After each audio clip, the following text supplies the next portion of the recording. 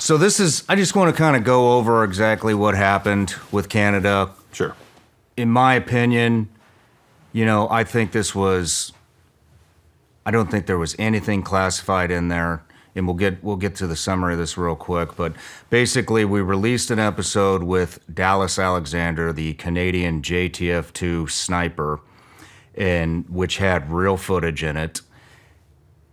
Funny thing is, Dallas got fired from the unit up there in Canada for not taking the COVID vaccine, according to Dallas, right, and not complying with mask mandates. They knew that was coming in part two. I got hit with a cease and desist from Canada, from the unit up there, saying that there was all this classified information or sensitive information within the episode they needed to come down. Right off the bat, I thought this is straight censorship. They're trying to silence this guy. They don't want this stuff going out. It took me about 24 hours, actually less than 24 hours. I got it on a Friday night, close of business, and I slept on it because I was hot. I was really upset. And I slept on it. I woke up and I said, if there is something classified that could, in the episode, that could jeopardize the Tier 1 unit or compromise any of the current operators that are still on the ground, I would just feel horrible, if I released something that jeopardized that unit, especially them being an ally unit. I've worked with them in the past, so I pulled it. I wanted to err on the side of caution, and then I called the Gallaghers. Huge thank you to the Gallaghers. They connected me with you, and your letter back to them was phenomenal. But I'm just going to read off the initial. So basically what happened is Thursday, we got just a regular email in through the website. And it was, here it is.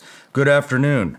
I'm reaching out to you today as a representative of the Canadian Special Operations Forces Command, as we have become aware of classified information and imagery that was disclosed on your recent podcast with Mr. Dallas Alexander. We respectfully ask that this podcast be taken down to prevent further dissemination of the information and video contained within it. We would also appreciate receiving an advance copy of the second part of the interview prior to publication to enable us to make an assessment as to whether there are any further violations in it. We are certainly willing to work with you to help produce edited versions of both podcasts to ensure they do not contain any classified information. Please let me know if you have any questions or would like to discuss. Thank you in advance for your cooperation. Very respectfully, this person. So I blew that one off, and then we got the official cease and desist in the email and in the mail. And that's when we got a hold of you. So I'm going to post those up on screen right now in the article that has the whole situation in there. You took that on. Then all of a sudden, the media just launched, and it was in everything. It was in the New York Post, Daily Mail UK, Task and Purpose, CTV News, the Ottawa Citizen, the Epoch Times, the Blaze, Breitbart, World News Era, SOFX, and Saltwire. And there's probably more. I lost track. And it sounds like it might be going more. So when you took this, and you actually got a chance to look at it, the video, what was going through your mind? Did you think there was anything classified within the... No, I mean, the video it shows these guys out on an operation. It shows them with equipment that, you've seen 100 times on the internet before. There are elements of the video that, in my opinion, probably were classified at the time, specifically where they were. When you go out on an operation and you file your plan, that is classified because you don't want the enemy to know where you're going to be or where you are. But years after the fact, that is no longer an issue. So there was nothing about that video that struck me as, problematic. But instead, I kind of looked at the letter that they sent you, and obviously as a lawyer, we look at the letters a little bit differently and kind of, slice them up and figure out, okay, what is the actual applicable law? And that's when I started to feel like, okay, this is not a legitimate claim. Yeah. Well, on top of that, just to encompass the entire situation here, because that's what I thought too. I was like, well, maybe it's the location, But they did a press release. Right. They did a press release of the location because they were so happy that they broke the world record that they couldn't wait to get the information out. The unit did a press release revealing the location of the operators who took the shot before they were able to leave the sniper hide that they were in. So they compromised the four shooters, any other intel guys that were in that hide with them, and they actually, according to Dallas, they actually had to make an emergency extraction because their country had compromised their location. Right. And I didn't remember that initially, and then I was like, wait a minute, he says this in the episode. And then speaking to Dallas, he had mentioned it several times again, and I was like, what could possibly be more classified than revealing the location of your operators who were still on the ground? Right. Exactly. I mean, the capability of hitting a target from that distance, that is obviously something that's not classified because they announced it. And so there really wasn't anything about that video that struck me. Sometimes you have videos where you can see, okay, if there's the intel or the crypto guy there, and if you can accidentally see, the screen on their little, iPad or whatever. But there wasn't any of that there. Yeah. They mentioned a few things that were classified. It was odd too. Here's another thing that was really odd, was they made it sound like this was a major breach of national security, in the cease and desist. And so I emailed them back first thing Saturday morning, thinking, well, if this is that big of a deal, this email is definitely going to be monitored over the weekend. Right. We didn't hear a damn word until Monday late morning. Yeah. And so that also tells me, okay, this is not a matter of national security. This is bullshit. And so do you want to talk about our initial conversation? Sure. So, when you reached out to me, you explained the situation. And of course, the most important thing for me is, let me read the letter. Lawyers, we write these scary letters, even though they're called cease and desist or demand letters. We often, because lawyers like to speak Latin, we call them in terrorem letters, meaning to terrify somebody. And as a lawyer, I could look at it and say, well, this doesn't quite match up. What is the threat? If you don't do this, we're going to prosecute you. We're going to sue you. We're going to do, file an injunction. What is the threat? And what are the references to the law of what you allegedly broke? And what was interesting about this letter, as opposed to any other that I've dealt with before, is that it was all based on not very specific references to Canadian law, whereas you're an American. And everything you did was here in the U.S. and therefore governed by U.S. law, not Canadian law.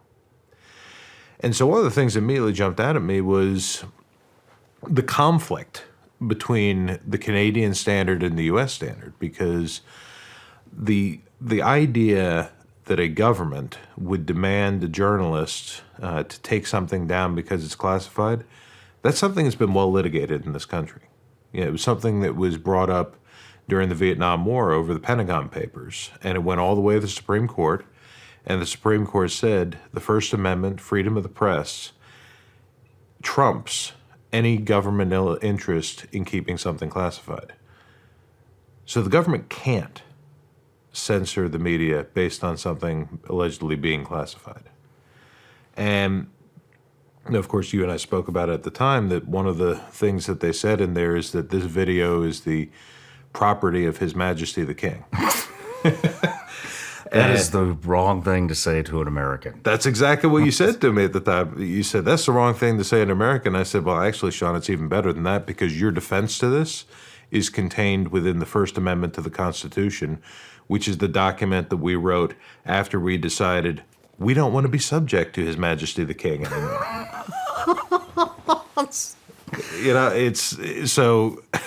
It's funny when you go to law school, you learn all these arcane, ancient constitutional principles, and you think, I'm never actually going to use that in practice, and yet it does come up where these things, so that's when, I think I told you, all right, let me write up a response to this. And what I did is I took all of their points and just hit back with, okay, I'm not an expert on Canadian law. I don't know Canadian law much at all. But U.S. law applies here. And so when you say this, the Constitution says the opposite. When you say it's intellectual property, our laws say fair use doctrine allows you to use it. Just as any news agency out there can use these videos that depict a historical event as something to confirm the story. You're not wholesale taking a long feature film that belongs to somebody else. You're taking a relatively short clip that confirms the accuracy of your story. And that's permitted under our Constitution and under the U.S. laws and the copyright law. So really, I wanted to push back on them to say, hey, look, everything you're threatening doesn't scare us. We're not concerned about any of your threats because legally you don't have any. But Shawn is very different from a lot of other journalists because he respects the operators. He respects this, what they're doing, and that's why he took it down, to make sure that nobody's going to get hurt. And that's why we're willing to work with you to make sure that when it goes back up, it doesn't compromise any people or operations. And I wanted to make very clear from the beginning, I don't care what you say is classified, because legally that means nothing to me. I do care about what you think might endanger people or operations, because Shawn doesn't want to endanger any people or operations. The reality is classification, it's somebody's opinion about whether something will harm national security. And it's a big problem in this country and presumably a lot of other countries of overclassification, where just because something is classified doesn't mean that it's actually something that should be kept secret. You had mentioned something last night at dinner that, that really caught me off guard. It's just weird hearing it come out of somebody's mouth like yourself, who's been in this several different times, but the use of classified information, well, it's not classified, to cover up an embarrassment from some type of leadership. Correct. How often does that happen? It happens a lot. It happens a lot in this country where we have so many things that are so overclassified, and classification really should be very narrowly used to the things that, if disclosed, would damage the national security of the country, as opposed to the things that, if exposed, would damage the reputation of a certain senior leader. And I'm not speaking of anybody in particular, because this has been misapplied across the board to a whole bunch of people. So, and sometimes it's just that the government wants to be able to control the narrative. They don't want you telling the story of what happened with that sniper team. They want to curate that story. They didn't want Matt to tell the story of what happened when they killed bin Laden. They wanted the government-curated Zero Dark 30 version of events. And so oftentimes you have these classifications that are not really designed to protect the country. It's to protect the individuals. And that's not a proper use of classification. Yeah. You think that's definitely what this was? I think that there's an element to that. When we got on the call and we started talking with these guys, one of the first things, because we went through the list of all the things that they wanted, and there was nothing that they told us was classified that I believed to be actually classified. There were several things that we agreed, you know what, in a spirit of cooperation, we'll pull that out. First names of the other operators. That's not classified, but at the same time, out of respect, okay, we'll pull those names. The first thing that they identified, do you remember what it was? The night vision. Bingo, night vision. They wanted you to blur out the portion of the photos that showed what night vision these operators were wearing, because it was the panoramic, the 4-tube. And I immediately knew that that was not something that's classified, because they did the same thing when Matt wrote the book No Easy Day. And they said, you've revealed this classified piece of gear, that we have these panoramic 4-tube nods. But it's not classified. In fact, you sent me the link, the next day, where we could go on L3 Harris's website and buy a pair. I mean, what are those? Those nods are like 15 years old, at least, and local police departments have them. And they told us they didn't want their capabilities to be out there.